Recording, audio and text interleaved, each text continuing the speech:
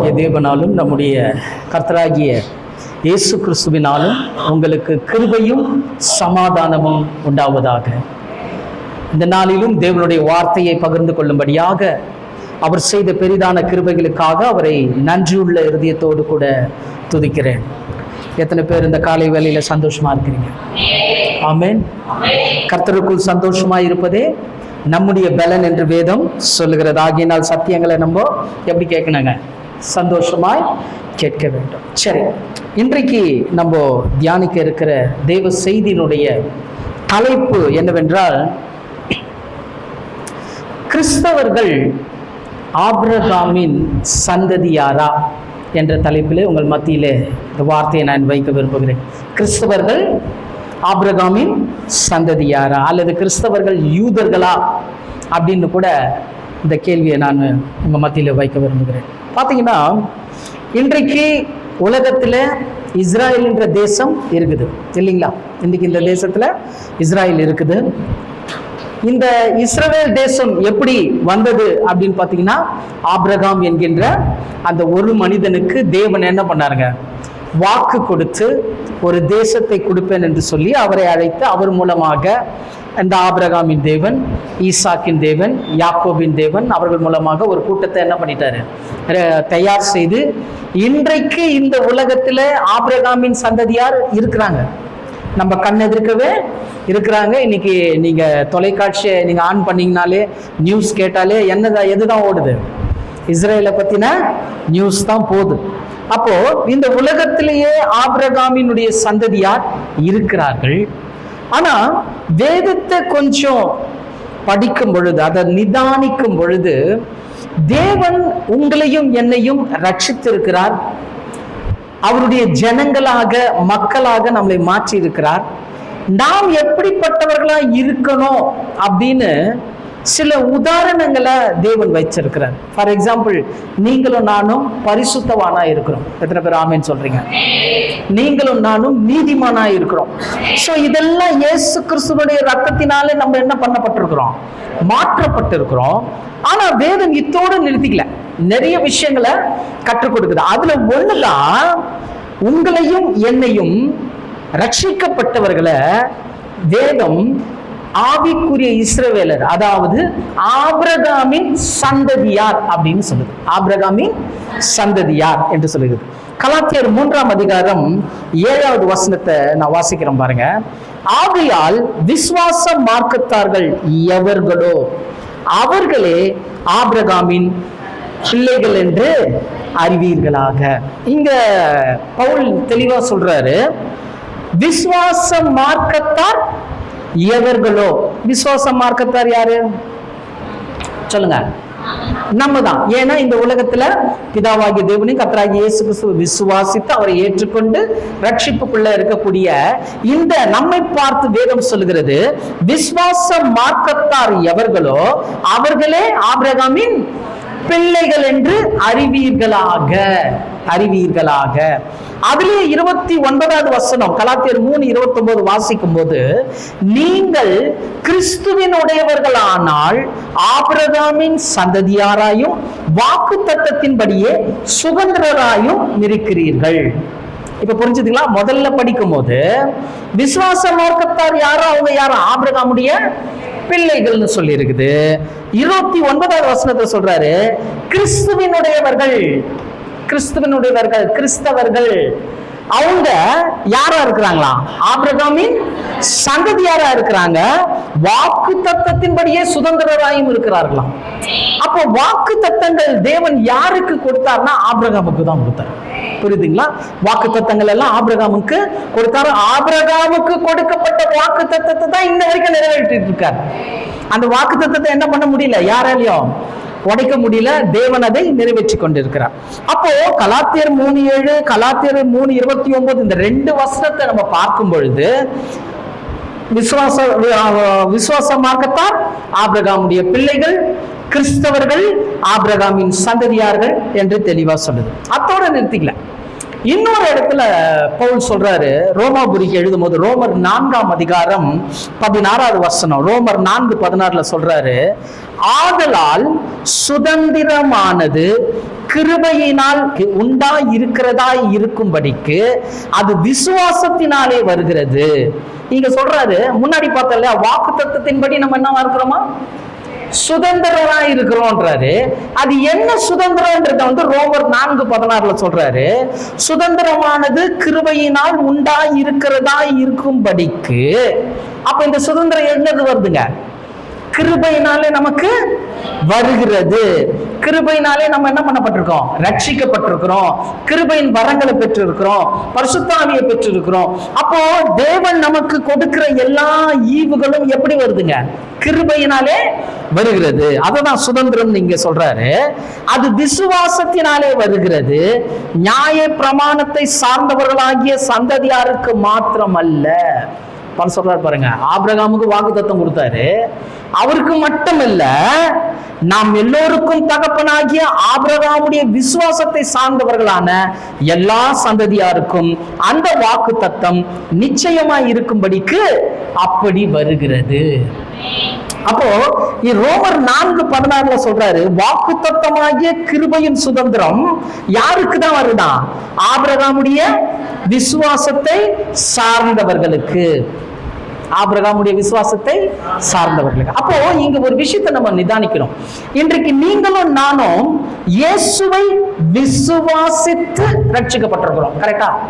இப்ப நம்முடைய விசுவாசம் எப்படிப்பட்டது அப்படின்னு ஒரு கேள்வி கேட்டா நம்மளால பதில் சொல்ல முடியாது. நம்ம விசுவாசம் எப்படிப்பட்டது, கிறிஸ்தவர்களுடைய விசுவாசம் எப்படிப்பட்டதுன்னு பதில் சொல்ல முடியாது.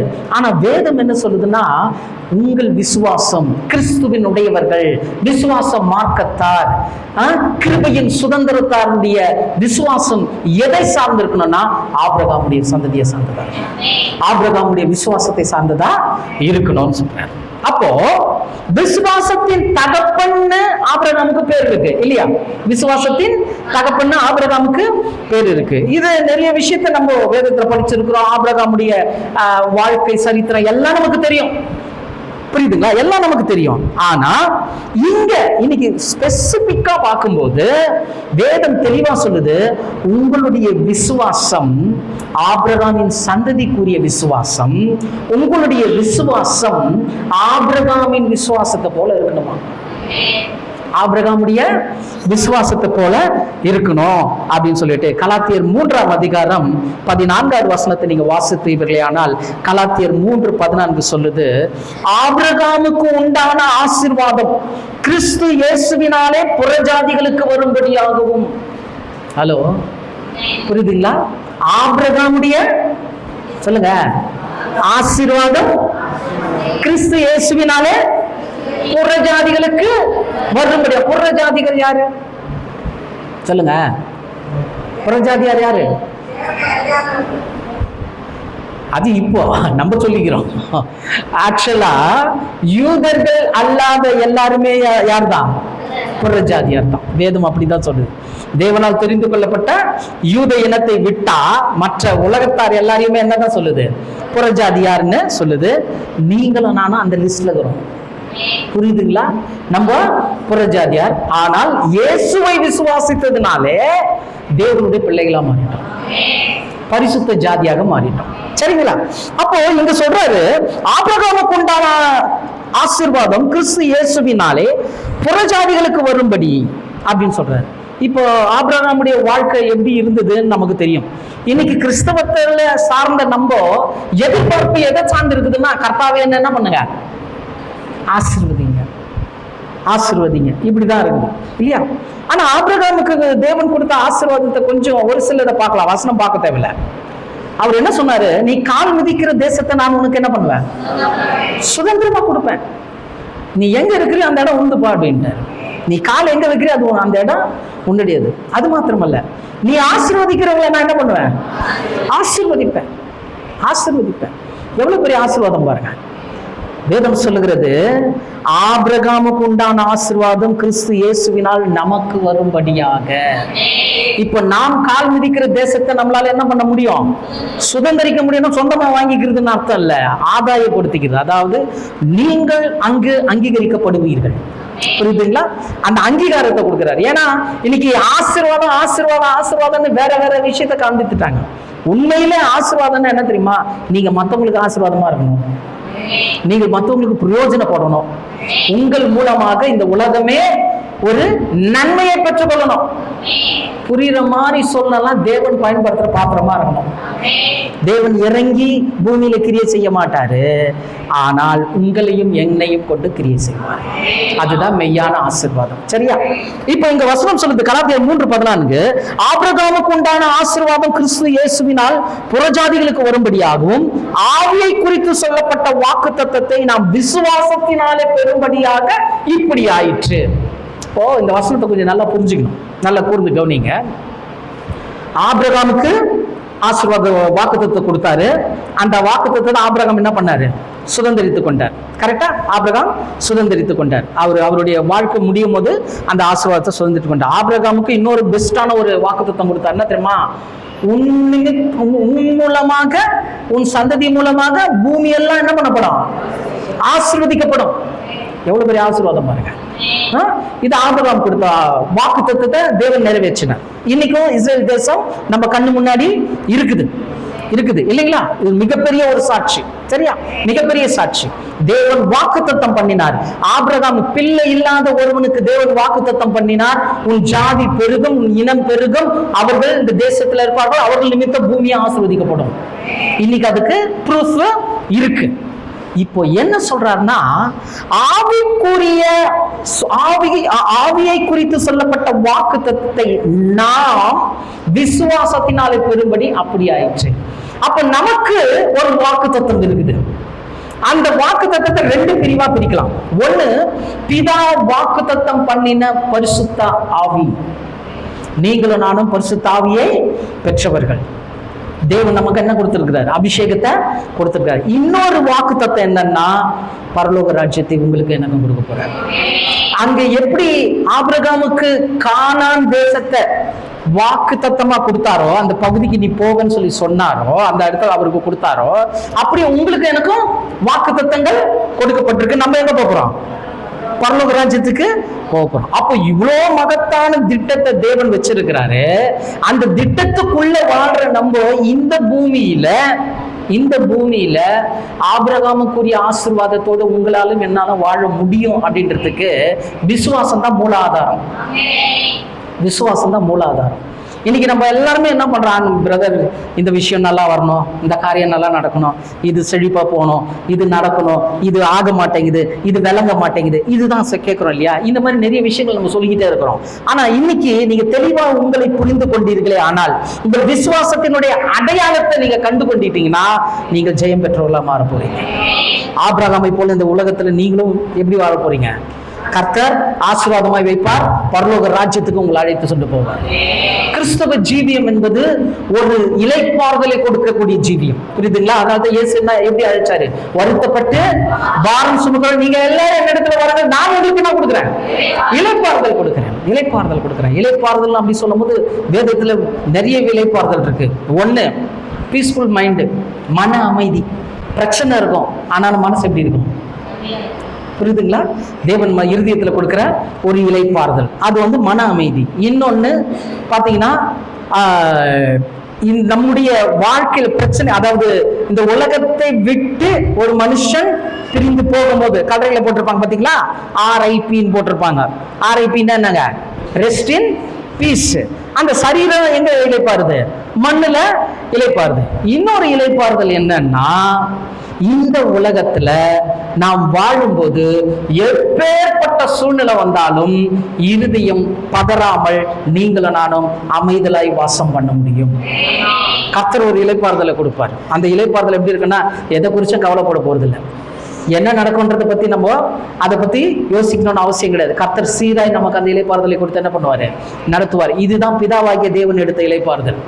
6 நாள் எல்லாத்தையும் முடிச்சுட்டு 7ஆவது நாள் என்ன பண்ணாராம்? ஓய்ந்திருந்தார். அந்த ரெஸ்ட் தான் உங்களுக்கு எனக்கும் ஆத்மாவுல தேவன் கொடுக்கிறார். புரியுதுங்களா? அப்ப நல்லா புரிஞ்சுங்க. ஆபிரகாமினுடைய சந்ததியாருக்கு தேவன் வாக்குத்தத்தம் பண்ணினதை நிறைவேற்றினார். அப்படியே இந்த ஆபிரகாமுடைய விசுவாசம் நமக்குள்ள இருந்தாதான் தேவன் நமக்கு கொடுத்த வாக்குத்தத்தத்தை நம்மளால என்ன பண்ண முடியும்? சுதந்திரிக்க முடியும். அப்போ இன்னைக்கு ஏன் நம்மை வேதம் ஆபிரகாமின் சந்ததியார் என்றும் ஆபிரகாமுடைய பிள்ளைகள் என்றும் வாக்குத்தத்தத்தின்படி சுதந்திரர் என்றும் ஏன் வேதாகமம் நமக்கு சொல்லுதுன்னா, நாம் முற்றுமுடிய இந்த ஆபிரகாம் சந்ததியில தலையா இருக்கக்கூடிய ஆபிரகாமின் விசுவாசத்தை நாம் கற்றுக்கொள்ள வேண்டும். ஆபிரகாம் விசுவாசத்தை கற்றுக்கொள்ள வேண்டும். ஆக்சுவலா ஆபிரகாம் விசுவாசத்தை குறிச்சு நிறைய கேள்விப்பட்டிருக்கோம் இல்லையா? நிறைய செய்தி நீங்க எடுனா கூட இப்ப எடுத்துருவீங்க, மெசேஜ் எடுப்பீங்க. அந்த அளவுக்கு ஆபிரகாமுடைய விசுவாசம் நம்மளுக்கு தெரியும்.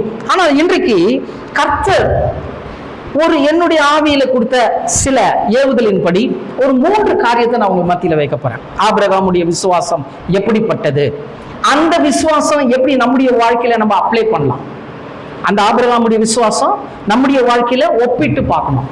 ஏன்னா நீங்க நானும் கூட என்னவா இருக்கிறோம், விசுவாசிகளா இருக்கிறோம். அப்ப ஆபிரகாமுக்குரிய விசுவாசம் நமக்குள்ள இருக்குதான்னு கூட நம்ம என்ன பண்ணிக்கலாம், இன்னைக்கு ரீசெக் பண்ணிட்டு நாமே தேவனிடத்துல ஒப்பு கொடுத்து மாற்றம் அடைவோம். சரி, இப்போ இந்த ஆபிரகாமை குறித்த இந்த விசுவாசம், கிறிஸ்தவர்கள் ஆபிரகாமின் சந்ததியாரானா நீங்களும் நானும் அந்த ஆபிரகாமின் சந்ததியில அந்த ஆபிரகாமுக்குரிய விசுவாசத்தை உடையவர்களா இருக்கிறோம்னா, ஆபிரகாமின் விசுவாசம் ஒரு 3 காரியத்தை நம்ம இன்றைக்கு கற்றுக்கொள்ள வேண்டும். அதுல முதலாவது காரியம் என்னன்னா, எழுதி கொள்ளுங்கள். ஆதாயத்தை விட்டு ஆவியான தேவனை விசுவாசிப்பது ஆபிரகாமின் விசுவாசம். ஆதாயத்தை விட்டு ஆவியான தேவனை விசுவாசிப்பது ஆபிரகாமின் விசுவாசம். ஆபிரகாமின் விசுவாசம். சோ இதுதான் முதல் காரியம். என்னது? ஆதாயத்தை விட்டு ஆவியான தேவனை விசுவாசிப்பது ஆபிரகாமின் விசுவாசம். இதுதான் ஆபிரகாம் விசுவாசத்தோட முதல் அடையாளம். இதை விளக்குறோம் பாருங்க. ஆதியாகமம் 12ஆம் அதிகாரத்தை எல்லாரும் எடுத்துக்கலாம். அதுல இருந்து சில வசனங்களை நம்ம பார்க்க போறோம். ஆதியாகமம் 12ஆம் அதிகாரம் 1வது வசனம். ஆதியாகமம் 12:1. கர்த்தர் ஆபிரகாமை நோக்கி, அந்த வார்த்தை ரொம்ப முக்கியம், மைண்ட்ல வச்சுங்க, ஞாபகம் வச்சுங்க. கர்த்தர் ஆபிரகாமை நோக்கி உன் தேசத்தையும் உன் இனத்தையும் உன் தகப்பனுடைய வீட்டையும் புறப்பட்டு நான் உனக்கு காண்பிக்கும் தேசத்துக்கு போ. முன்னாடியே சொன்ன ஆபிரகாமுடைய விசுவாசம் எப்படிப்பட்டதுன்றதை நம்ம தியானிக்கிறோம். அதுல முதல் காரியம், ஆதாயத்தை விட்டு ஆவியான தேவனை என்ன பண்ணான், விசுவாசிக்கிறது ஆபிரகாமின் விசுவாசம். இப்ப நல்லா கவனிங்க. இப்போ கர்த்தர் ஆபிரகாம் என்ன பண்றாரு, அழைக்கிறார், ஒரு அழைப்பு கொடுக்கிறார், ஒரு காலிங். இந்த அழைப்புல என்ன சொல்றாருன்னா, உன் தேசத்தை, உன் இனத்தை, உன் தகப்பனுடைய வீட்டை எல்லாத்தையும் என்ன பண்ணிடு, விட்டுட்டு நான் காண்பிக்கும் தேசத்துக்கு போ போ. இப்போ ஆதாயத்தை விட்டு ஆவியான தேவனை விசுவாசித்து எப்படி ஆபிரகாம் விசுவாசிச்சான் அப்படின்னு பாத்தீங்கன்னா, ஆபிரகாமை குறித்ததான முழு சரித்திரம் பரிசுத்த வேதாகமத்துல ஒரு சில இடங்கள்ல தான் சொல்லப்பட்டிருக்கு. புரியுதுங்களா? ஒரு சில இடங்கள்ல சொல்லப்பட்டிருக்கு. முழுமையா ஃபார் எக்ஸாம்பிள் ஆபிரகாம் அழைச்சதுல இருந்து தான் நமக்கு தெரியும். ஆபிரகாம் ஆபிரகாமா மாறி அதன் மூலியமா தான் நமக்கு தெரியும். ஆனா அபிராம்னு இருந்தார் பாருங்க முன்னாடி, அவர் எப்படி, அவருடைய ஆரம்பம் என்ன, அவங்க தாய் தகப்பன்மாரு, அவங்க குடும்பத்தினுடைய வரலாறு எல்லாம் வேதாகமத்துல இல்ல. ஆனா யூதர்கள் அவருடைய சரித்திரத்தை ஒரு வடிவமைத்து ஒரு புத்தகமாக எழுதியிருக்கிறாங்க. வேத ஆராய்ச்சியில நீங்க ஈடுபடும் பொழுது இந்த காரியத்தெல்லாம் கற்றுக்கொள்ளலாம். யூதர்கள் அப்படி ஆபிரகாமுடைய அந்த வாழ்க்கை சரித்திரத்தை எழுதின அந்த புத்தகத்தை த புக் ஆஃப் ஜூபிலின்னு சொல்லுவாங்க. The book of Jubilee. இந்த புக் ஆஃப் ஜூபிலியில ஆபிரகாமை குறித்து எழுதும் போது அவங்க எப்படி இருந்தாங்க அப்படின்னு சொல்லி இருக்குதுன்னா, ஆபிரகாம் அவருடைய தகப்பனார் நாகேர், அவர் யாருன்னா ஒரு ஆசாரியர். ஆபிரகாமுடைய தகப்பன் நாகர் யாரு? ஆசாரியர். புரியுற மாதிரி சொல்லணும்னா பூசாரி. ஆபிரகாமுடைய அப்பா யாரு? பூசாரி, ஒரு ஆசாரியர்.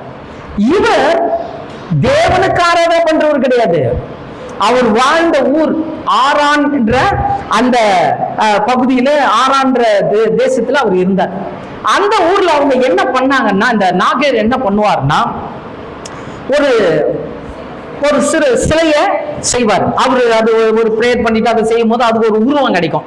அந்த உருவம் கிடைச்ச உடனே அந்த உருவத்தை எடுத்து இது தெய்வம், கடவுள் அப்படின்னு சொல்லிட்டு அதை என்ன பண்ண ஆரம்பிச்சிருவாரு, வழிபடுவார்.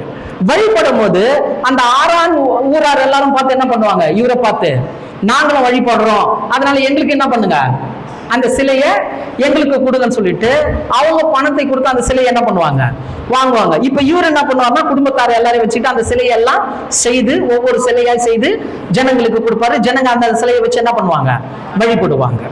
இந்த மாதிரி அவர் ஏறக்குறைய 111 தெய்வங்களுக்கு உருவம் கொடுத்து அந்த உருவங்களை வழிபட்டு கொண்டு அந்த உருவ சிலைகளை விற்று கொண்டு இருக்கக்கூடிய குடும்பம் தான் ஆபிராம் குடும்பம். புரியுதுங்களா? ஆபிரகாமுடைய குடும்பம் இந்த மாதிரி குடும்பம். சிலைகளை, அந்நிய தெய்வங்களுடைய சிலைகளை செய்து அதை விற்று அதன் மூலமாக செல்வ செழுக்காக வாழ்ந்த குடும்பம். ஏன்னா அந்த வசனம் சொல்லுது, உன் தகப்பனுடைய வீட்டை அப்படின்னு சொல்லியிருக்கான். அந்த நாட்கள் எல்லாரும் கூடாரம் போட்டுதான் வாழ்வாங்க. ஆபிரகாம் அந்த நாள் ஆபிரகாமுடைய குடும்பம் எப்படி வாழ்ந்திருக்குது, வீடு கட்டி வாழ்ந்திருக்கிறாங்க, வீடு கட்டி வாழ்ந்திருக்கிறாங்க. இப்போ ஆபிரகாமுடைய வீட்டுக்கு போனீங்கன்னா ஏகப்பட்ட சிலைகள் இருக்கும். என்னது? ஏகப்பட்ட சிலைகள்.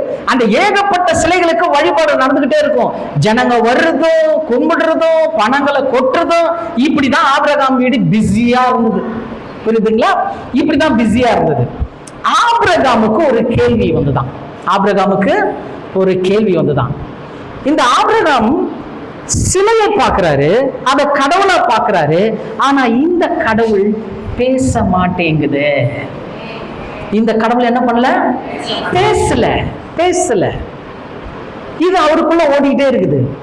அப்போ நாம் ஆராதிக்கிற தெய்வம் பேசாத தெய்வம் அப்படின்னு அவரு மைண்ட்ல வச்சிட்டு இருக்கும் போதுதான், இப்படி வாழ்ந்து கொண்டிருக்கும் போதுதான், இப்படி ஒரு சந்தேகத்தோடு வாழ்ந்துட்டு கொண்டிருக்கும் போது அவருக்குள்ள சில தேடுதல் வந்தது. அப்போ தெய்வம்னா என்ன பண்ணணும், பேசணும். இது பேசல. அப்போ பேசுற தெய்வம் உண்டா அப்படின்னு அவர் அதை குறித்து ஆராய்ந்து கொண்டிருக்கும் போது வசனம் பாத்தீங்களா, ஆதியாகமம் 12:1 வாசிங்க. போதும், வந்ததுங்களா? இப்ப பேசும் தெய்வத்தை அவர் என்ன பண்ணிட்டு இருக்கிறாரு, தேடிக்கொண்டிருக்கும் போது கர்த்தர் ஆபிரகாமை நோக்கி, எத்தனை பேர் ஆமென் சொல்றீங்க? நாம் ஆராதிக்கிற தெய்வம் பேசுகிற தெய்வம். இப்ப ஆபிரகாம் கிட்ட தேவன் என்ன பண்றாரு, பேசுறாரு. பேசி சொல்றாரு, அப்பா உன் இனத்தை, உன் தேசத்தை, உன் தகப்பனுடைய வீட்டை விட்டு வெளியே வா, விட்டு வெளியே வா. அந்த இடத்துல ஆபிரகாமுக்கு மிகுந்த ஆதாயம், பெரிய வீடு, நல்ல செல்வ செருக்கு, நல்ல மரியாதை. பூசாரியோட புள்ளன்னா தலைச்சம் புள்ளன்னா சும்மாவா, அடுத்த பூசாரி இவர் தான், அதனால இவருக்கு என்ன இருக்குது, நல்ல மரியாதை. ஆனா ஆபிரகாம் என்ன செய்தார், அந்த தேசத்து அவர் இருந்த இடத்துக்குள்ள போயிட்டு, அவருடைய வீட்டுக்குள்ள போயிட்டு, அவர் ஆராதித்து வந்த, அவர் விற்பனை செய்து கொண்டு வந்த எல்லா சிலைகளையும் போட்டு உடைச்சார். எல்லா சிலைகளையும் போட்டு உடைச்சாரு. உடைச்சு சொன்னாரு, பேசுகிற தெய்வம் ஒன்று கொண்டு, பேசுகிற தெய்வம் ஒன்று கொண்டு. இப்படி சொன்ன உடனே ஜனங்களுக்கெல்லாம் என்ன ஆயிடுச்சுங்க, கோபம் வந்துச்சு. இப்போ அவங்களுக்கு என்னன்னா, அந்த சிலையை தெய்வமா பார்த்தாங்க. அந்த சிலையை தெய்வமா பார்த்த சிலையை இவர் உடைச்ச உடனே ஜனங்கள்லாம் அவரை பார்த்து என்ன பண்ண ஆரம்பிச்சிட்டாங்கன்னா, சபிக்க ஆரம்பித்து விட்டார்கள். ஆபிரகாம் என்ன பண்ண ஆரம்பிச்சிட்டாங்க, சபிக்க ஆரம்பிச்சிட்டாங்க. இவங்க கடவுளை என்ன பண்ணிட்டான், நிந்திக்கிறான், ஏதோ ஒண்ணு ஆயிடுச்சு உனக்குள்ள அப்படின்னு அவனை நிந்திக்க ஆரம்பிச்சாங்க. அதனால தான் ஆபிரகாமுக்கு கொடுத்த ஆசீர்வாதத்துல மிகப்பெரிய ஆசீர்வாதம் என்ன தெரியுமா, உன்னை ஆசீர்வதிக்கிறவர்களை நான் ஆசீர்வதிப்பேன், உன்னை சபிக்கிறவர்களை நான் சபிப்பேன். புரியுதுங்களா? ஏன்னா அந்த பாடுகள் மத்தியில தான் ஆபிரகாம் வாழ்ந்துட்டு இருந்தார். இப்போ அழைப்பு வந்துடுச்சு, நீ உன் தேசத்தை, உன்னுடைய இனத்தை, உன்னுடைய தகப்பன் வீட்டை எல்லாத்தையும் விட்டுட்டு என்ன பண்ண, புறப்பட்டு போ அப்படின்னாரு. அப்படி அவர் அழைக்கும் போது 75 வயது. நல்லா புரிஞ்சுங்க, ஆபிரகாம் அழைக்கும் போது எத்தனை வயசு, 75 வயசு. 4வது வசனத்துல அது வருது. இப்போ என்ன சொன்னாரு, நீ புறப்பட்டு நான் காண்பிக்கும் தேசத்துக்கு போன்னு சொன்னார்ல. என்ன தேசம்னு பேர் சொன்னாரா, சொல்லல. நான் காண்பிக்கும் தேசத்துக்கு போன்னு சொன்னாரு. என்ன தேசத்துக்கு போனோம்னு பேரை சொல்லல. கொஞ்சம் யோசனை பண்ணி பாருங்க. இப்போ உங்களை என்னையும் தேவன் அழைச்சிட்டாரு, நீ கிளம்பி போய் திருத்தணி ரயில்வே ஸ்டேஷன்ல போய் நில்லுன்ட்டாரு. போய் நின்றுட்டோம். எந்த ட்ரெயின்ல ஏறுறது? ஹலோ, புரியுதுங்களா? ஆபிரகாம் அப்படிதான் புறப்பட்டு போனாரு. சொல்லிட்டாரு, எல்லாரையும் கூப்பிட்டாரு. அவர் சம்பாதித்த அந்த சம்பாத்தியத்தை எடுத்துக்கிட்டாரு. அவங்க மனைவி லோத்து, அவங்க ஃபேமிலி எல்லாரையும் கூப்பிட்டுக்கிட்டு நடக்க ஆரம்பிச்சிட்டாரு. தேசத்தை விட்டு என்ன பண்ண ஆரம்பிச்சிட்டாரு? நடக்க ஆரம்பிச்சிட்டாரு. போயிட்டே இருக்கிறார். எங்க போறோம் தெரியாது. எப்படி வாழ்ந்தவர்? செல்வ செருக்கில் வாழ்ந்தவர். அவ்வளோ ஆதாயத்தை எல்லாம் விட்டு இந்த தேவனை பார்க்கல. ஹலோ, நல்லா புரிஞ்சுங்க. சிலையை பார்த்து வணங்கின ஆபிரகாம் சத்தத்தை கேட்டு போறாரு. ஆவியான தேவனுக்கு ரூபம் இல்லை. இந்த ஆவியான தேவனை சத்தத்தை கேட்டு ஆதாயமாக லாபகரமாக இருந்த அந்த இடத்தை விட்டு குடும்பத்தை கூப்பிட்டு கொண்டு புறப்பட்டு போறாரு. அது கிளியரா அது வசனம் இருக்குது பாருங்க. எபிரேயர் 11ஆம் அதிகாரம் 8-9 வசனம் வாசிக்கிறோம் பாருங்க. எபிரேயர் 11:8-9. விசுவாசத்தினாலே ஆபிரகாம் தான் சுதந்திரமாக பெறப்போகிற இடத்திற்கு போகும்படி அழைக்கப்பட்ட போது கீழ்ப்படிந்து தான் போகும் இடம் இன்னதென்று அறியாமல் புறப்பட்டு போனான். தான் போகும் இடம் இன்னதென்று அறியாமல் புறப்பட்டு போனான். 9வது வசனம் சொல்லுது, விசுவாசத்தினாலே அவன் வாக்குத்தத்தம் பண்ணப்பட்ட தேசத்துல பரதேசியை போல சஞ்சரித்து வாக்குத்தத்தத்திற்கு உடன் சுதந்திரராகிய ஈசாக்கோடும் யாக்கோபோடும் கூடாரங்களில் குடியிருந்தான். எங்க குடியிருந்தாரா? ஆக்சுவலா அவர் எங்க இருந்தாரு? கல்லு வீடு, ஒரு அரண்மனையில இருந்தவர். இப்போ எங்க போறாரு? எந்த இடம்னு தெரியாது. கர்த்தர் வர சொல்லிட்டாரு, புறப்பட்டு போறாரு. போற இடத்துல கூடாரம் விட்டு வாழ்ந்தாரு. இதுதாங்க ஆபிரகாமுடைய விசுவாசம். நல்லா கவனிங்க, இதுதான் ஆபிரகாமுடைய விசுவாசம். ஏன் தெரியுமா? அந்த ஒரு ஆதாயத்தை விட்டுட்டு ஆவியான தேவன் மேல அவ்வளோ பெரிய விசுவாசம். தேவன் இப்ப நாங்க புறப்பட்டு போறோம், எங்க போறேன் தெரியாது. கர்த்தர் ஒரு இடத்த கொடுப்பாரு. கர்த்தர் எங்களை போஷிப்பார், குடிக்கிற தண்ணி கொடுப்பார், என்னுடைய பின்னாடி வரக்கூடிய ஆட்களுக்கெல்லாம் போஷிப்பார், எல்லாத்தையும் செய்வாருன்னு ஒரு ஆணித்தனமான ஒரு விசுவாசம் ஆபிரகாமுக்குள்ள இருந்தது. இன்றைக்கு உங்களையும் என்னையும் ஆபிரகாமின் சந்ததியார்னு ஏன் சொல்றான்னா, இந்த விசுவாசம் நமக்குள்ள இருக்கணும். நம்ம ஆதாயத்தை பார்க்குற ஆட்கள், நல்ல ஒரு கம்பெனியில வேலை செய்றீங்க, நல்லா செஞ்சுட்டே இருக்கிறீங்க. கர்த்தர் சொல்றாரு, இல்லப்பா அந்த இடம் உனக்கு சரியில்லை, வெளியில வா. எப்படி ஆண்டவர் அந்த சம்பளத்தை விட்டு வர்றது? ஒருத்தர் நமக்கு தெரிஞ்ச ஒரு சகோதரர் அப்படிதான் இதுல ஒர்க் பண்ணிட்டு இருந்தாரு. இந்த டாஸ்மார்க்ல ஒர்க் பண்ணிட்டு இருந்தார். நல்ல சம்பளம், நல்ல கை நிறைய காசு நிறைய இது. ஆனாலும் அவருக்கு மனசுல தப்புன்னு தான் பட்டுட்டே இருக்குது. தப்புன்னு பட்டா பரவாயில்ல, அந்த தப்பு இவரு செஞ்சுட்டு இருந்திருக்கிறாரு. அதையும் விட முடியல. அப்போ சொல்லியிருந்தாங்க, இந்த மாதிரி இவரு இந்த மாதிரி இருக்கிற. அப்போ நான் சொன்னேன், பிரதர் நீங்க அதை விட்டுட்டு என்ன பண்ணிடுங்க, வந்துருங்க. ஐயா ஒரு நாளைக்கு 2000 ரூபாய் கையில கொண்டு வரையா? அவர் சொல்ற, ஒரு நாளைக்கு 2000 ரூபாய் கையில கொண்டு வரேங்க, அந்த தொழிலை விட்டு எப்படிங்க போறது? அப்போ தேவனுக்காக அந்த ஆதாயத்தை என்ன பண்ண முடியல, விட முடியல. நமக்கு என்னவோ அதுதான், நமக்கு எது தேவையோ, நமக்கு என்ன வேணுமோ அதுதான் தேவன் இடத்துல கேட்போம். ஆனா தேவன் மேல நம்ம வைக்கிற விசுவாசம் எப்படி இருக்கணும்னா, ஆதாயத்தை விட்டுணும். ஆவிக்குரிய தேவன் மேல விசுவாசம் வைக்கணும். ஆவிக்குரிய தேவன் மேல விசுவாசம் வைக்கிறதுனா என்ன? அவருக்கு முதலிடம் கொடுக்குறது, அவ்வளவுதான். அவருக்கு முதலிடம், எல்லாவற்றிலும் முதலிடம். இதுதான் ஆபிரகாமுடைய விசுவாசம். இந்த ஆபிரகாமுடைய விசுவாசம் ஆபிரகாமின் சந்ததியார்னு அழைக்கப்படுகிற நமக்குள்ள வரணும். புரியுதுங்களா? விளங்குதா? இன்னைக்கு நம்ம விசுவாசிகள்னு சொல்றோம், விசுவாச மார்க்கத்தார்னு சொல்றோம், கிறிஸ்தவர்கள் சொல்றோம். ஆனா நீங்கள நான் ஆபிரகாம் பிள்ளைக்குரிய, ஆபிரகாமுடைய சந்ததிக்குரிய, ஆபிரகாமுக்குள்ள இருந்த விசுவாசம் உங்களுக்கு எனக்கு வரணும். கர்த்தர் இதை எதிர்பார்க்கிறார். சோ இரண்டாவது காரியம், நாம் ஆபிரகாமின் சந்ததியாராய் இருக்கிறோம். ஆபிரகாமுடைய விசுவாசம் நமக்குள்ள இருக்குதுன்னா, அந்த ஆபிரகாமுடைய விசுவாசத்தினுடைய அடையாளம் முதல் பார்த்தோம், ஆதாயத்தை விட்டு ஆவியான தேவனை விசுவாசிப்பது. ஆபிரகாம் விசுவாசம் பார்த்தோம். இரண்டாவது, பஞ்சத்திலும் பரிசுத்த தேவனை விசுவாசிப்பது. பஞ்சத்திலும் பரிசுத்த தேவனை விசுவாசிப்பது. இப்போ தேவன் அழைச்சாரு, தேசத்தை விட்டு வந்துட்டாரு. வந்த உடனே எல்லாம் எப்படி இருந்திருக்கும் ஆபிரகாமுக்கு? கர்த்தர் தேவனே நம்மள என்ன பண்ணிட்டாரு? கூப்பிட்டாரு, கூட்டிட்டு போறாரு. கட்டாயமா எப்படிதான் வைப்பாரு? நம்மள நல்லபடியா தான் வைப்பாரு அப்படின்னு நினைச்சா என்ன ஆச்சுங்க? ஆதியாகமம் 12ஆம் அதிகாரம் 9வது வசனம். ஆதியாகமம் 12:9. அதன் பின் ஆபிராம் புறப்பட்டு தெற்கே பிரயாணம் பண்ணி கொண்டு போனான். அத்தேசத்திலே பஞ்சம் உண்டாயிற்று.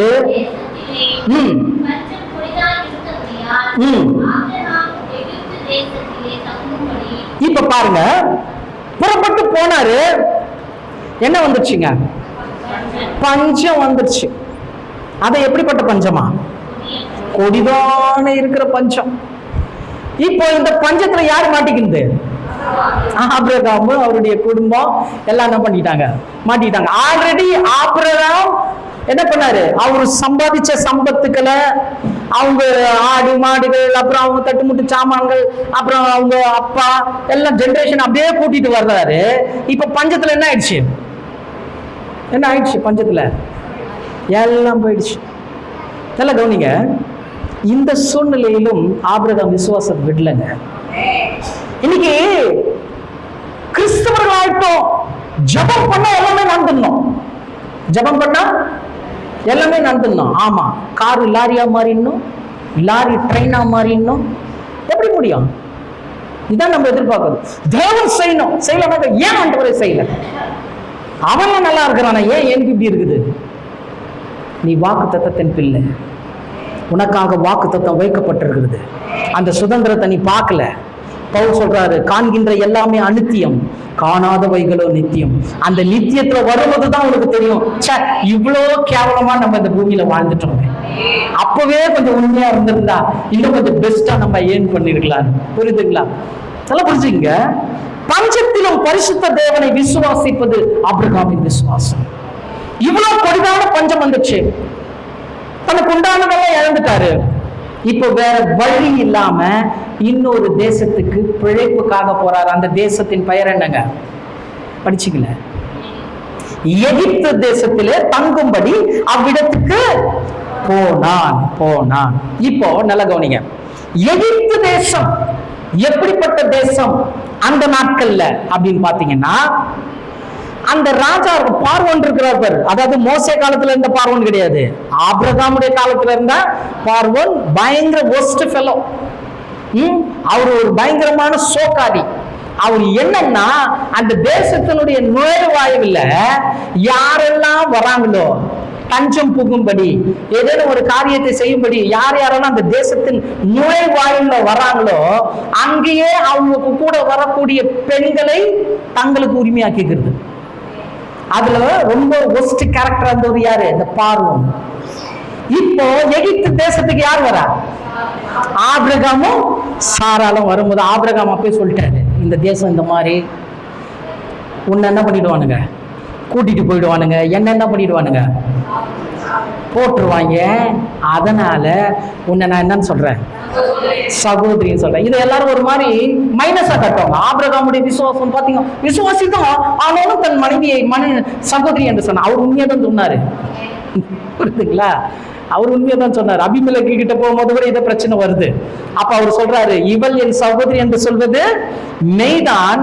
காரணம்னா என்னுடைய தாய் இவளுடைய தாய் அல்ல. அப்படின்னா என்ன அர்த்தம்? நாகேர், ஆபிரகாமுடைய அப்பா இருக்கிறாரு, அப்பாவுக்கு இன்னொரு மனைவிக்கு பிறந்தவர் தான் யாரு? சாராள். முதல் தாரத்துக்கு பிறந்தவர் யாரு? ஆபிராம். புரியுதுங்களா? ஆபிராம் யாரதான் மேரேஜ் பண்ணிருக்கிறாரு? சகோதரிகளை தான் மேரேஜ் பண்ணிருக்காரு. இன்னைக்கு முஸ்லிம்ஸ் கூட என்ன பண்றாங்க? புரியுதுங்களா? சேம் அதே பேட்டர்ன் தான். அப்போ அவர் சொல்றாரு, சகோதரின்றது உண்மைதான்பா, நான் ஒன்னும் பொய் சொல்லல. ஆபிரகாம் நீதிமான், பொய் சொல்லி பழைக்கணும்னு அவசியம் கிடையாது. இப்ப அந்த இடத்துல சொல்றாரு, எகிப்து தேசத்துல நான் உன்னை என் தங்கச்சின்னு சொல்லிக்கிறேன், என்ன பண்ணிடுவானுங்க? அழிச்சிருவானுங்கன்னு சொல்லி உள்ள என்ட்ரி ஆன உடனே இவங்கெல்லாம் பார்க்குறானுங்க. யாரு? சாரால பார்த்து சும்மா இல்லை, இந்த பிரதானிகள்லாம் பார்வோன் கிட்ட போய் சொல்றாங்க, ஒரு பொண்ணு ஒன்று வந்திருக்குது, அடேங்கப்பா என்ன மாதிரி இருக்கு தெரியுமா அப்படின்னு. அவனை போய் கூப்பிட்டு வந்துட்டான். இப்போ என்ன சூழ்நிலை பாருங்க. ஆபிரகாம் வாக்கு தத்தத்தின்படி அழைக்கப்பட்டவன். நான் உன்னை ஆசீர்வதிக்கவே ஆசீர்வதித்து பெருகவே பெருக பண்ணவன் தேவன் சொன்னாரு. இப்ப பெருக்கத்துக்கு ஆதாரமா இருக்கக்கூடிய சாரால் யார் கூட்டு போயிட்டான் சொல்லுங்க? பார்வோன் கூட்டு போயிட்டான். நம்மளா இருந்தா என்ன பண்ணிருப்போம்? என்ன ஆண்டவரே, ஒரு சந்ததி விலங்குன்னு சொன்னீங்க, அப்படி ஆயிடும் இப்படி ஆயிடும் சொன்னீங்க, இப்ப என் மனைவியை யார் கூட்டு போயிட்டா? பாருங்க, நான் உண்மையிலேயே அந்த சிலையே வணங்கி இருக்கலாம் போல இருக்குது. சத்தத்தை கேட்டு வந்தது தப்பா போச்சு. இல்ல, ஆபிரகாம் தேவனை விசுவாசித்தார். நடந்தது என்ன தெரியுமா? ஆல்ரெடி இவங்க பஞ்சத்துல எல்லாத்தையும் விட்டுட்டாங்க, ஒண்ணுமே இல்லாம தான் எகிப்துக்கு வந்தாங்க. எகிப்துக்கு இவங்க வந்ததினாலே இப்போ அங்க ஒரு பிரச்சனை வந்தது. அந்த பிரச்சனை ஏற்கனவே பிரச்சனைன்னு சொல்லிட்டு இங்க வந்தா இங்க இதோட பெரிய பிரச்சனை ஆகி போச்சு. நம்மள அந்த வேற மாதிரி புலம்ப ஆரம்பிச்சுட்டு இருப்போம். ஆனா ஆபிரகாம் தேவனை விசுவாசித்து கொண்டே இருந்தார். அவருடைய விசுவாசம் தேவன் மேலே இருந்தனால என்ன ஆச்சுன்னா, இவனை கூட்டிட்டு போய் அங்க பார்வோன் கிட்ட விட்ட உடனே பார்வோன் என்ன பண்ணாராம்? ஆதியாகமம் 12ஆம் அதிகாரம் 16வது வசனம் வாசிங்க. 12:16. அவள் நிமித்தம் அவன் ஆபிரகாமுக்கு தயை பாராட்டினான். அவனுக்கு ஆடு மாடுகளும் கழுதைகளும் வேலைக்காரரும் வேலைக்காரிகளும் கோழிகை கழுதைகளும் ஒட்டகங்களும். ஆக்சுவலா பஞ்சத்துல என்ன பண்ணாரு? இவரு எல்லாத்தையும் விட்டாரா? இப்போ தேவன் இந்த பிரச்சனைக்குள்ள கொண்டு வந்து என்ன பண்ணிட்டாரு? ஆசீர்வதிச்சிட்டாரு. ஆசீர்வதிச்சது மாத்திரம் இல்ல, இப்ப இந்த விஷயத்தெல்லாம் ஏன் பார்வோன் ஆபிரகாமுக்கு கொடுத்தாருன்னா, சாரால என்கிட்ட நான் இருக்கட்டும், நீ இதை வச்சுக்கோன்ட்டாரு. தேவன் விடுவாரா? விட மாட்டார். வசனம் சொல்லுது, சாராளின் நிமித்தம் பார்வோனையும் எகிப்தியரையும் தேவன் எப்படி வாதிச்சாராம்? மகா வாதையினால வாதிச்சாராம். அந்த வாதம் வந்த உடனே பார்வோனுக்கு தெரிஞ்சு போச்சு, ஏதோ சம்திங் ராங், ஏதோ ஒண்ணு தப்பு பண்ணிட்டு இருக்கிறோம் நம்ம. என்னன்னு அவன் மந்திரவாதி கேட்டவொடனே சொல்லிட்டான், அந்த பேரு வந்திருக்கிறான்ல ஆபிரகாம், அவருடைய மனைவி தான் இது. நீ அங்க கைய வச்ச, தேவன் உன் வீட்டிலே கை வச்சிட்டாரு, உன் தேசத்திலே கை வச்சுட்டாரு, இந்த விளையாட்டு வேண்டாம் அப்படின்ட்டான். உடனே ஆபிரகாமை கூப்பிட்டு பார்வோன் சொல்றாரு, ஏன் இந்த மாதிரி செய்த, ஏன் இந்த மாதிரி பண்ண அப்படின்னு சொல்லிட்டு அந்த தேசத்தை விட்டு அனுப்புறாரு. அனுப்பும்போது கொடுத்ததெல்லாம் பிடிங்கிட்டு அனுப்பல, கொடுத்ததெல்லாம் பிடிங்கிட்டு அனுப்பல. 20வது வசனம் வாசிங்க. பார்வோன் அவனை குறித்து அவன் அவனையும் மனைவியையும் அவனுக்கு உண்டான எல்லாவற்றையும் அனுப்பிவிட்டா. இதங்க நம்ம தேவன் செய்யறது. சில நேரத்துல வாழ்க்கையில பிரச்சனை வரும், போராட்டம் வரும், உள்ளதும் போயிடுச்சுன்ற மாதிரி வரும், இனி அடுத்தது நடக்காதுன்ற மாதிரி வரும். நீங்க சோர்ந்து போய் உங்க விசுவாசத்தை விட்டுறாதீங்க. இரட்டத்தனையான பலன் பின்னாடி காத்துட்டு இருக்கீங்க. ஆமென். பின்னாடியே காத்துட்டு இருக்கீங்க. இந்த பின்னாடியே வச்சுட்டு தான் தேவன் இந்த காரியத்தை உங்களுக்கு நடப்பிக்கிறாரு. அதனால பிரச்சனையை பார்க்காதீங்க, போராட்டத்தை பார்க்காதீங்க. என் தேவன் இரட்டத்தனையான பலனை பின்பாக வைத்திருக்கிறார், அதை நான் பெற்றுக்கொள்வேன். தேவனை விசுவாசிங்க. இதுதான் ஆபிரகாமின் விசுவாசம். இதுதான் ஆபிரகாமின் விசுவாசம். நல்லா புரிஞ்சுக்கணும். முதலாவது தெய்வத்தை நம்ம புரிஞ்சுக்கணும். நாம் ஆராதிக்கிற தேவன் எப்படிப்பட்டவர் என்றதை புரிஞ்சுக்கணும். புலம்பல் புஸ்தகம் 3ஆம் அதிகாரம் 31, 32, 33 இந்த வசனத்தை படிச்சு பார்த்தீங்கன்னா தெரியும். புலம்பல் 3ஆம் அதிகாரம் 31 சொல்லுது, ஆண்டவர் என்றென்றைக்கும் கைவிட மாட்டார். எத்தனை பேர் ஆமென் சொல்றீங்க?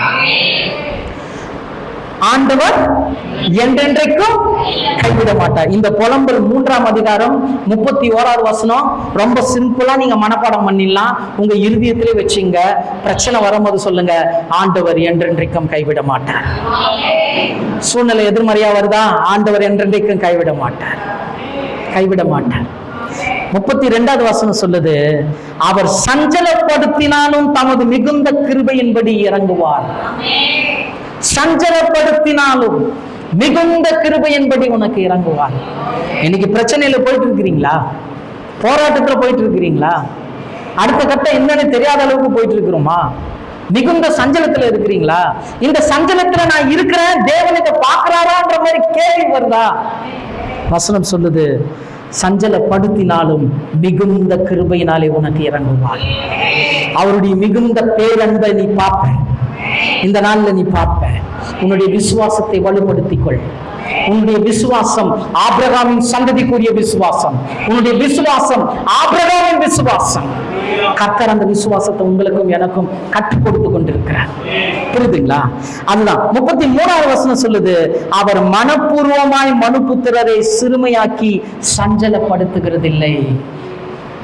என்ன வசனம் புரிஞ்சுதுங்களா? இது அவர் மனப்பூர்வமாய் மனுபுத்திரரை சிறுமையாக்கி சஞ்சலப்படுத்துகிறது இல்லை. ஆனா நம்ம என்ன சொல்றோம்? பிரச்சனை வந்த உடனே எவ்வளோ கஷ்டங்க, முடியலங்க, கர்த்தர் ஏன் சும்மா இருக்கிறாருன்னு தெரியலன்றோம். ஆனா வசனம் சொல்லுது, அவருக்கு அந்த மாதிரி பண்ணணும்னு அவசியமே கிடையாதான். உங்களை சிறுமைப்படுத்தி உங்களை சஞ்சலப்படுத்தி அவர் மனப்பூர்வமா பார்க்கறது கிடையாதுன்னா என்ன அர்த்தம் தெரியுமா? அவருடைய மனம் நாம் அப்படி கஷ்டப்படணும்னு கிடையாது, அதுல இருந்து விடுவிக்கணும்னு தான் அவர் பார்க்கிறார். ஆகினால் எனக்கு அருமையானவர்களே, நம்முடைய தேடுதல், நாம் ஆராதிக்கிற தேவனை நம்ம தேடுறோம். எப்படி தேடணும்னா, செஞ்சா நான் உண்மை தேடுற ஆண்டவரை, கொடுத்தா நான் உண்மை துதிக்கிற ஆண்டவரை, இந்த காரியத்தை வாழ்க்கை பண்ணினீங்கன்னா நான் உண்மை ஆராதிக்கிறேன், உண்மை தெய்வமா கொடுக்கிற ஆண்டவரை, சாட்சி சொல்ற ஆண்டவரை இல்லை. அன்பு நிமித்தம் செய்யணும். ஆண்டவரை நீங்க கொடுத்தாலும் கொடுக்காம போனாலும் உமக்கு ஸ்தோத்திரம். உம்மை நேசிக்கிறதுனால உங்களுடைய விசுவாசம் அன்பின் அடிப்படையில் இருக்கணும். அது மூலமா வருகையின் அடிப்படையில் இருக்கக்கூடாது, ஆதாயத்தின் அடிப்படையில் இருக்கக்கூடாது. பாருங்க, ஆபிரகாம் பஞ்சத்திலும் தேவனை பரிசுத்த தேவனை விசுவாசித்தான். அதுதான் ஆபிரகாமுடைய விசுவாசம். அதான் வசனம் சொல்றது இல்லையா? 1 கொரிந்தியர் 15ஆம் அதிகாரம் 19வது வசனம் சொல்றது பாருங்க, இம்மைக்காக மாத்திரம் நாம் கிறிஸ்துவின் மேல் நம்பிக்கை உள்ளவர்களாய் இருந்தால் எல்லா மனுஷரை பார்க்கிலும் பரிதபிக்கப்படத்தக்கவர்களாய் இருப்போம். பவுல் தெளிவா சொல்லிட்டார் 1 கொரிந்தியர் 15:19. இம்மைக்காக தேடாதீங்க, வாழ்ற வாழ்க்கைக்காக தேடாதீங்க. இந்த நாள்ல நல்லா இருக்கணும், நான் வாழ்ற வாழ்க்கையில நான் நல்லா இருக்கணும், என் பிள்ளைங்க நல்லா இருக்கணும், இது நல்லா இருக்கணும், இதுக்காக தேடாதீங்க. ஆண்டவரே, நீர் எங்களை தெரிந்து கொண்டீங்களே, இந்த உலகத்துல யாருக்குமே கொடுக்காத ஒரு அழைப்பை எனக்கு கொடுத்திருக்கிறீங்களே, என்னை ரட்சித்திருக்கிறீங்க, என்னை தெரிந்து கொண்டீங்க, என்னை முன்குறித்தீங்க, இந்த உலகத்துல இருந்து வேர் பிரிச்சிங்க, பரலோகத்துக்கு என்னை உரிமையாக்கிட்டீங்க. அதுக்காக நான் உண்மை நம்புறேன் ஆண்டவரே, அதற்காக நான் உண்மை துதிக்கிறேன் ஆண்டவரே. அப்படி உங்களுடைய விசுவாசம் என்னுடைய விசுவாசம் மாறணும். புரியுதுங்களா? அப்போ கிறிஸ்துவனுடையவர்கள் ஆபிரகாமின் சந்ததியார்னா அந்த ஆபிரகாமுடைய விசுவாசத்தினாலே ஆவிக்குரிய ஆசீர்வாதங்களை நாம் பெற்றுக்கொள்ள வேண்டும், பெற்றுக்கொள்ள முடியும். அப்ப ஆபிரகாமினுடைய விசுவாசத்தின் அடையாளம் முதலாவதாக பார்த்தோம், ஆதாயத்தை விட்டு ஆவியான தேவனை விசுவாசிப்பது ஆபிரகாமின் விசுவாசம். பஞ்சத்திலும் பரிசுத்த தேவனை விசுவாசிப்பது ஆபிரகாமுடைய விசுவாசம். மூன்றாவதாக எழுதிக் கொள்ளுங்கள், சோதனையிலும் சோர்ந்து போகாமல் விசுவாசிப்பது ஆபிரகாமின் விசுவாசம். சோதனையிலும் சோர்ந்து போகாமல் விசுவாசிப்பது ஆபிரகாமின் விசுவாசம். வாசிக்கலாம், ஆதியாகமம் 22ஆம் அதிகாரம் 1-2. ஆதியாகமம் 22:1-2. இந்த காரியங்கள் நடந்த பின்பு தேவன் ஆபிரகாமை, நல்லா அண்டர்லைன் பண்ணுங்க அந்த வார்த்தையை, தேவன் ஆபிரகாமை சோதித்தார். எப்படி எனில் அவர் அவனை நோக்கி, ஆபிரகாமே என்றார். இதோ அடியேன் என்றார். அப்பொழுது அவர், உன் புத்திரனும் உன் ஏகசுதனும் உன் நேச குமாரனும் ஆகிய, என்னென்ன சொன்னார் பாத்தீங்களா? உன் புத்திரன், உன் ஏகசுதன், உன் நேச குமாரனாகிய ஈசாக்கை இப்பொழுது அழைத்துக் கொண்டு மோரியா தேசத்துக்கு போய் உனக்கு குறிக்கும் மலைகள் ஒன்றின் மேல் அவனை, புரியுதுங்களா? இந்த காரியம்லாம் நமக்கு தெரியும், விவரிச்சு காண்பிக்கணும்னு அவசியம் இல்லை. ஆனா தேவன் சொல்ற ஸ்டைல் பாத்தீங்களா? பிள்ளைய பலியா கொடுன்ட்டாரு, தகன பலியா கொடுன்ட்டாரு. ஆனா அந்த பிள்ளைய ஆபிரகாம் எப்படி நேசிச்சான்றதையும் சொல்றாருங்க. ஆபிரகாம் ஈசாக்க எப்படி நேசிச்சான்றத கூட தேவன் அங்க சொல்றாரு. உன் புத்திரனும் உன் ஏகசுதனும் உன் நேசகுமாரனும், இவ்வளவு விஷயமும் தெரியுதாண்டவருக்கு பலி கொடுத்துடுறாண்டாரு. இந்த சூழ்நிலையிலும் ஆபிரகாம் தேவனை விசுவாசித்தார். பாருங்க, பிள்ளை இல்லை 75வது வயசுல ரட்சிக்கப்பட்டோம். சும்மா ஒரு இதுக்கு சொல்றேன். ஆண்டவருக்குள்ள வந்தாரு, 75 வயசுல வந்தாரு. 100 வயசுல தான் ஆச்சு புள்ள வந்தது. அதாவது சுதந்திரவாளி. அதுக்கு முன்னாடி இஸ்மாயில் வந்துட்டாரு. ஆனா ஈசாக்கு சுதந்திரவாளி 100 வயசு. எத்தனை வருஷம் கேப்பு? 25 வருஷம் காத்திருந்துட்டு இருக்கிறாரு ஆபிரகாம். 25 வருஷம் விசுவாச போராட்டம். உன் சந்ததி விலங்குன்னு சொன்னீங்களா ஆண்டவரே, உன் சந்ததி விலங்குன்னு சொன்னீங்களா ஆண்டவரே, எனக்கு புத்திரனே இல்லையே. கர்த்தரை கொடுத்துட்டாரு. கர்த்தரை கொடுத்துட்டு இப்போ அந்த கர்த்தர் சொல்றாரு, உன் புள்ள எவ்வளவு அருமையான புள்ள, எவ்வளவு நேசிக்கிற புள்ள, எவ்வளவு அன்பு செலுத்துற புள்ள, எனக்கு என்ன பண்ணிட்டேன்? பலி இட்டுடு. ஒரு வார்த்தை. நான் அந்த பகுதியை சில வேத புத்தகங்களை வேற டிரான்ஸ்லேஷன் அதெல்லாம் எடுத்து பார்த்தேன். ஏதாவது ஒன் வேர்டு, நீங்க ஒரிஜினல் எபிரேய புத்தகத்தை நீங்க எடுத்து வாசித்து பார்த்தீங்கன்னா, தோராவை எடுத்து வாசித்தீங்கன்னா, சில விஷயங்கள் மனிதர்களுடைய ரியாக்ஷனை கூட அங்க ஒரு புள்ளி வச்சு காமிச்சிருப்பாங்க. இப்ப நீங்க சங்கீதம் வாசித்தீங்களே, ஆன்னு, அதுக்கெல்லாம் ஒரு மீனிங் இருக்கு. அது படிக்கிற விதமே வேற. இப்போ அங்க அதாவது ஒருவன் ஒரு காரியத்தை சொல்லும் போது எந்த மனநிலையில சொல்றான், அதுக்கு ஒரு குறியீடு இருக்கு. வேதத்துல எழுதும் போது, மூல மொழியில எழுதும் போது அதுக்கு ஒரு குறியீடு போடுவாங்க. எபிரேய வார்த்தையில ஒரு குறியீடு இருக்கு. அந்த மாதிரி தேவன் ஆபிரகாம் கிட்ட சொன்ன உடனே என்ன ரியாக்ட் பண்ணாரு? ஒருவேளை அந்த டைம்ல அப்படி கண்ணை அப்படி திறந்து அப்படி பார்த்தாரா அப்படின்னா கூட ஏதாவது ஒரு கண் மாதிரி ஒரு சின்ன சிம்பிள் போட்டிருப்பாங்க. இல்ல ஒருவேளை அவர் குமரி அழுதாரா, அதுக்கு ஒரு சிம்பிள் இருக்குது. அவருடைய ஆக்ஷன், அவர் என்ன காண்பித்தார், தன்னுடைய சரீரத்துல என்ன பாவனை காண்பித்தார்ன்றது மூல மொழியில எழுதுவாங்க. ஒரு சின்ன லோகோ மாதிரி போடுவாங்க, சித்திர எழுத்துக்கள். ஆனா அந்த இடத்துல படிச்சு பார்த்தீங்கன்னா, எடுத்து ஆராய்ச்சி பார்த்தீங்கன்னா, ஆபிரகாம் என்ன தெரியுமா சொல்றாரு? ஆமேன் சொல்றாரு. என்னது? ஆமேன். சரி ஆண்டவரே, ஆகட்டும் ஆண்டவரே. என்ன மாதிரி விசுவாசம் இது? இன்னைக்கு நம்ம பிள்ளைங்க வெளியில போயிட்டு வீட்டுக்கு வரத்துக்குள்ள பெரிய டாஸ்க் ஆகி போகுது. ஒரு சின்ன ஜுரம் வந்துட்டா, ஏதேனும் ஒரு காரியம் வந்துட்டா, நம்ம ஜபம் எப்படி மாறுதுன்னா, ஆண்டவர் விட்டா பல்ல கடிச்சு தான் ஜபம் பண்றோம். சரி செய்யும் ஆண்டவரே, மாற்றம் ஆண்டவரே, ஏன் ஆண்டவரே தான். ஆனா இங்க உன் புத்திரன், உன் ஏகசுதன், உன் நேசகுமாரன் எனக்கு பலியிடுப்பா. ஆமென், ஆகட்டும் ஆண்டவரே. எப்படி முடியும்? இதுதாங்க ஆபிரகாமுடைய அந்த விசுவாசம், சோதனையிலும் சோர்ந்து போகாத விசுவாசம். தேவன் ஆபிரகாமை சோதித்தார். அதுதான் அந்த அண்டர்லைன் பண்ண சொன்னேன். தேவன் ஆபிரகாமை சோதித்தார். ஏன்னா வேதம் சொல்லுது, யாக்கோபு 1ஆம் அதிகாரம் 12வது வசனம், யாக்கோபு 1:12 வாசிக்கிறோம் பாருங்க. சோதனையை சகிக்கிற மனுஷன், அதுல 13வது வசனம் கூட வாசிங்க. யாக்கோபு 1:13, சோதிக்கப்படுகிற எவனும்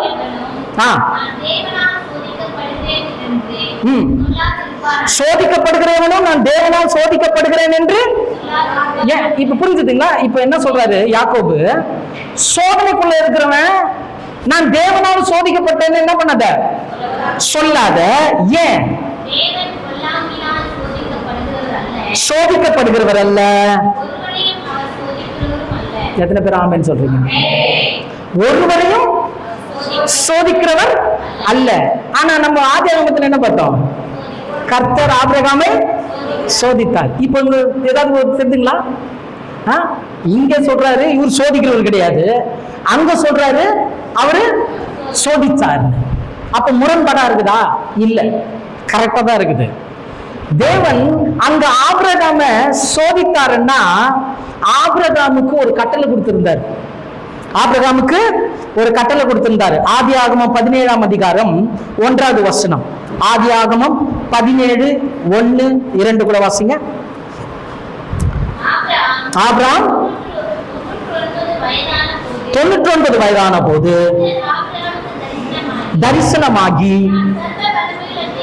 நான் சர்வ வல்லமை உள்ள தேவன், எனக்கு முன்பதாக நடந்து கொண்டு உத்தமனாய் இரு. யார் சொன்னது? யார்கிட்ட?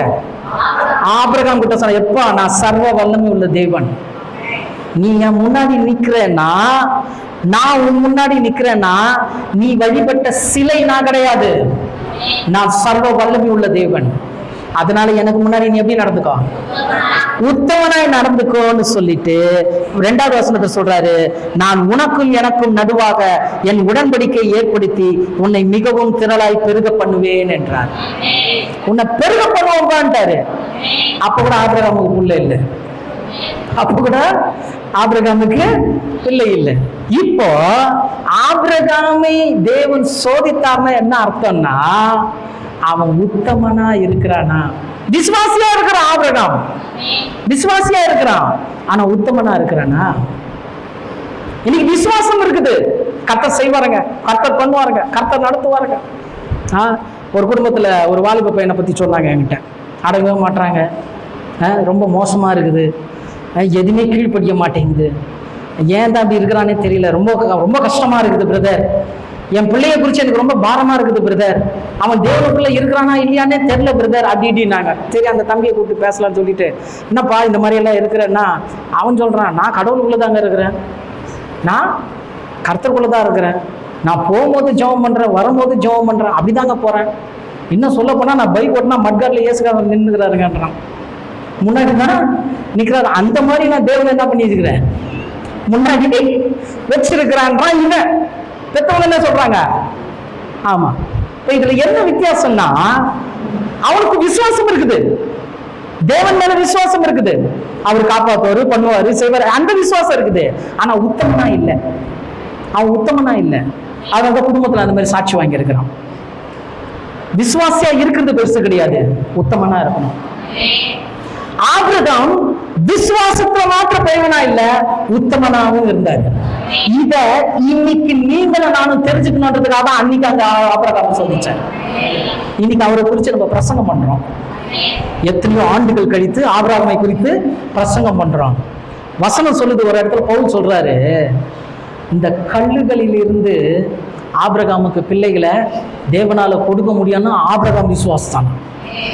பரவாயில்ல, இந்த ஈசாக்க கொண்டு போனாலும், கர்த்தர் இதுக்கு பலி இட்டாலும், எரி பலி இட்டாலும், அங்க கட்டுறம் பாருங்க, அந்த கல்லு, அந்த பலிப்படுத்த கட்டுறம் தெரியுமா, அந்த கல்லு கூட ஈசாக்கா மாத்தி கொடுப்பாரு. எனக்கு இல்லாதவைகளை இருக்கிறவைகளை போல அழைக்கிற தேவன்.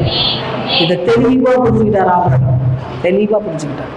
அதனால்தான் அவ்வளோ ஆணித்தனமா பிள்ளைய கூப்பிட்டு போகும்போதே சொல்லிட்டாரு வேலைக்காரங்கிட்ட, எப்பா இங்கேயே நில்லு, நாங்க போயிட்டு கர்த்தரை தொழுது கொண்டு திரும்ப வருவோம் என்ற மாதிரி பாருங்க.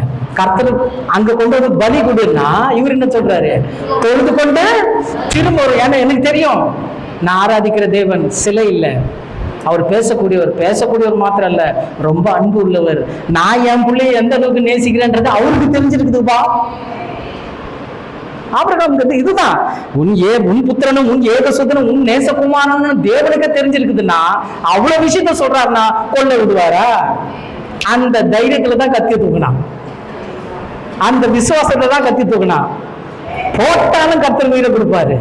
இன்னைக்கு ஒண்ணு நடக்கதான் போதுன்னு சொல்லிட்டு தூக்கும் போது ஆண்டவர் சொல்லிட்டாரு, ஸ்டாப், நிறுத்திடு, நீ உண்மையில உத்தமனா தான் இருக்கிற, நீ நல்ல விசுவாசி மாத்திரமல்ல உத்தமனா இருக்கிற.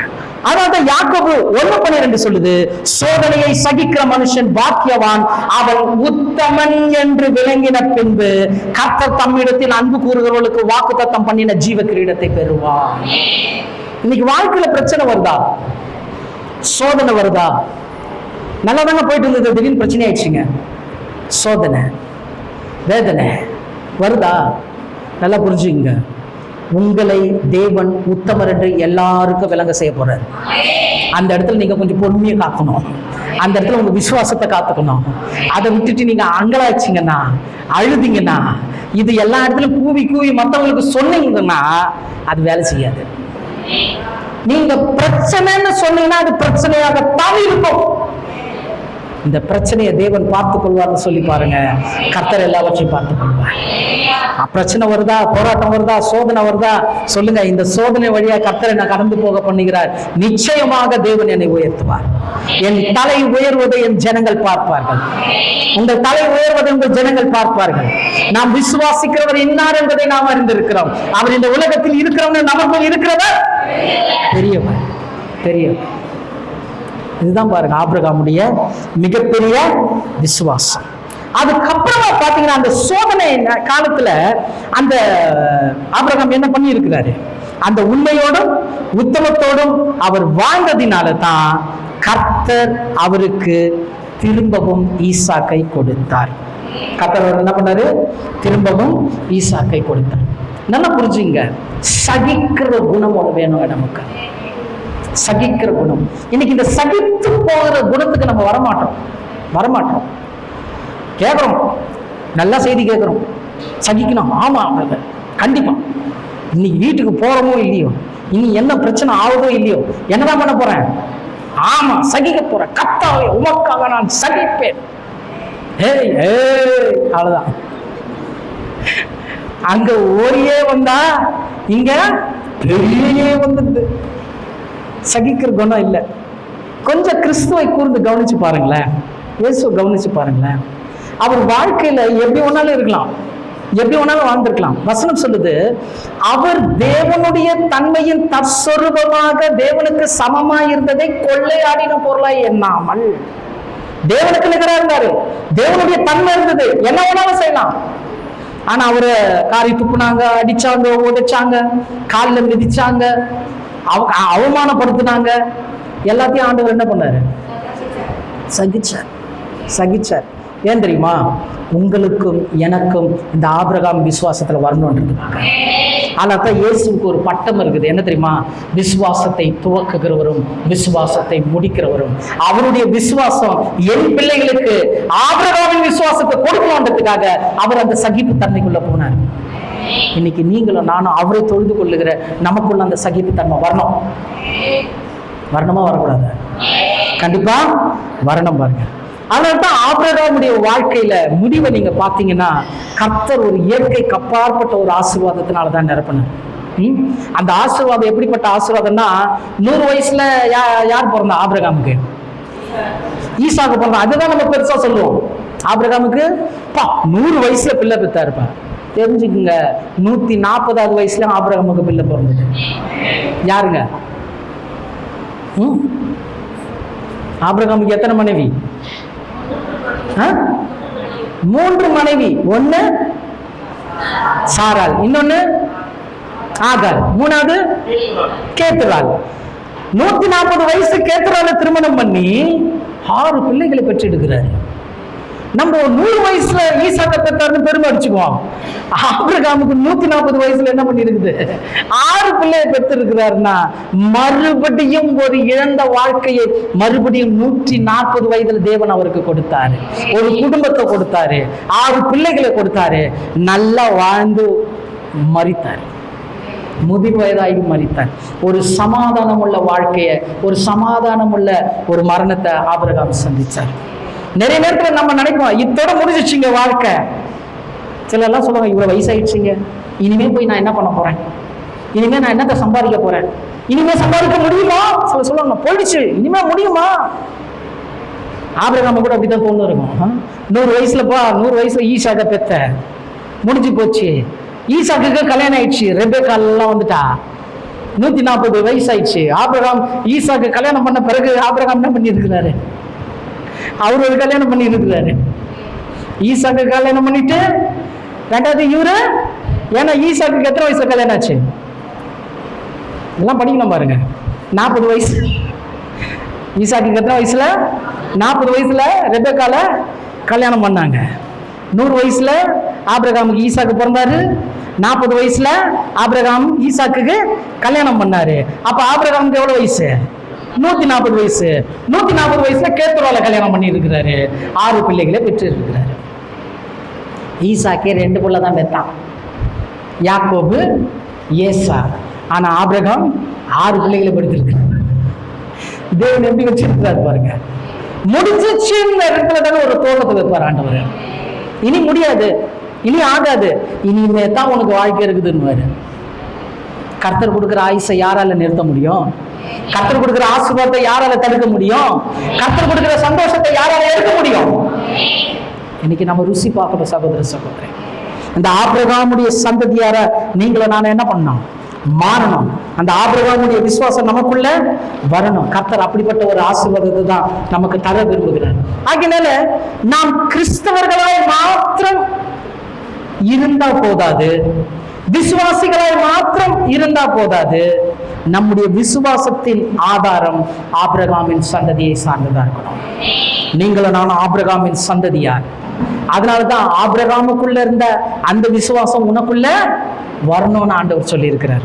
அதனால எனக்கு அருமையானவர்களே, இன்றைக்கு நீங்களும் நானும் நம்முடைய விசுவாசத்தை சோதிச்சு பார்க்கணும். நம்முடைய விசுவாசம் ஆதாயத்துக்காக இருக்குதா, ஆவியான தேவனுக்காக இருக்குதா? நம்முடைய விசுவாசம் பஞ்சத்துல கூட இந்த பரிசுத்த தேவனை சார்ந்து இருக்குதா? நம்முடைய விசுவாசம் சோதனையில கூட சோர்ந்து போகாம இருக்குதா? இன்னைக்கு சோதிச்சு பார்க்கணும். இன்னைக்கு நம்முடைய விசுவாசங்களை கர்த்தர் கட்டி எழுப்பணும். இன்னுமாய் ஆபிரகாமுக்குள்ள இருந்த அந்த விசுவாசம் நமக்குள்ள வரணும். தேவன் அப்படியாக நம்மளை மாற்றணும். நிச்சயம் தேவன் நம் ஒருவரையும் அப்படிப்பட்ட ஒரு ஆபிரகாமின் சந்ததியாராக, இந்த உலகத்துல ஒரு ஆவிக்குரிய இஸ்ரவேலராக உங்களையும் என்னையும் வைத்து கர்த்தர் நம் மூலமாக இந்த தேசத்தை ரட்சிப்பார். கர்த்தர் நம் மூலமாக இந்த தேசத்தை ஆசீர்வதிப்பார். ஆபிரகாமுக்கு கொடுக்கப்பட்ட எல்லா ஆசீர்வாதங்களும் கிறிஸ்து இயேசுவுக்குள் ஆம் என்றும் ஆமென் என்றும் இருக்குது. நீங்களும் நானும் கிறிஸ்துவுக்குள்ள இருக்கிறதுனால ஆபிரகாமின் ஆசீர்வாதம் நமக்குரியது. நாம் ஆசீர்வதிக்கப்பட்டவர்கள், மற்றவர்களை ஆசீர்வதிக்கிறவர்கள். இன்னில இருந்து சொல்லுங்க, நீங்க அறிக்கையிடுங்க. உங்க தொழிலை பார்த்து சொல்லுங்க, நீ பெருகுவாயாக. ஒரு ஏழ்மையானவனை பார்த்து சொல்லுங்க, கர்த்தர் உன்னை ஆசீர்வதிப்பார். உங்களுடைய சூழ்நிலையை பார்த்து சொல்லுங்க, கர்த்தர் மாற்றுவார். எல்லாம் மாறப்போகுது. கர்த்தர் வருகிற புதிய ஆண்டில புதிய விசுவாசத்தோடு, புதிய ஆறுதலோடு, புதிய நம்பிக்கையோடு, புதிய ஆசீர்வாதத்தோடு கூட நம்மளை கொண்டு போக போறார். ஆமென். விசுவாசிக்கணும், ஒரு ஆமென் சொல்லுங்க. ஹல்லேலூயா. நம்முடைய விசுவாசம் உலகத்தை ஜெயிக்கிற ஜெயம். இதைதான் இயேசு சொல்லி கொடுத்தார். உங்களுடைய விசுவாசமே உலகத்தை ஜெயிக்கிற ஜெயம். அப்போ உங்களுடைய விசுவாசம் ஆபிரகாமின் விசுவாசத்தை போல. ஆபிரகாம் விசுவாசத்தின் தகப்பன். இன்றைக்கு நாம் விசுவாச பிள்ளைகளாய் இந்த உலகத்துல வாழ்றோம். அந்த விசுவாசத்தை மற்றவர்களுக்கு நம்ம காண்பிக்கிறவர்களாக தேவன் நம் ஒவ்வொருவரையும் மாற்றுவாராக. கர்த்தர் தாமே உங்கள் ஒவ்வொருவரையும் ஆசீர்வதிப்பாராக. ஆமென்.